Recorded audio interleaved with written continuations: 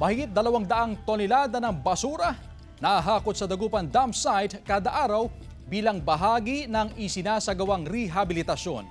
Narito ang report ni CJ Turida.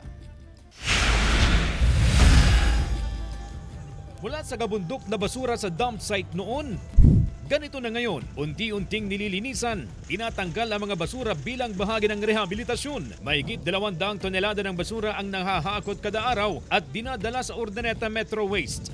Dati-dati po talagang hindi mo makikita yung ating composting facility. Ngayon po tanaw niyo po na po ang yung composting facility pag nandun kayo sa boardwalk.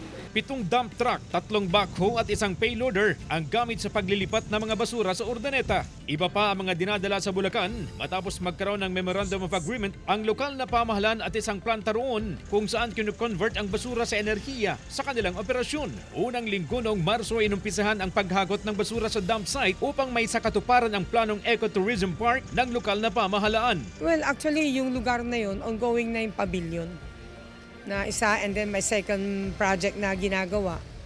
And then, of course, we'll do the landscaping and we're planning to put in sports facilities. Target ng city government na may pasara ang dump site bago matapos ang taon. This is a very, parang hard task for me. Pero hindi naman ako nawawalan ng pag-asa. And then, of course, we will continue to push on the segregation.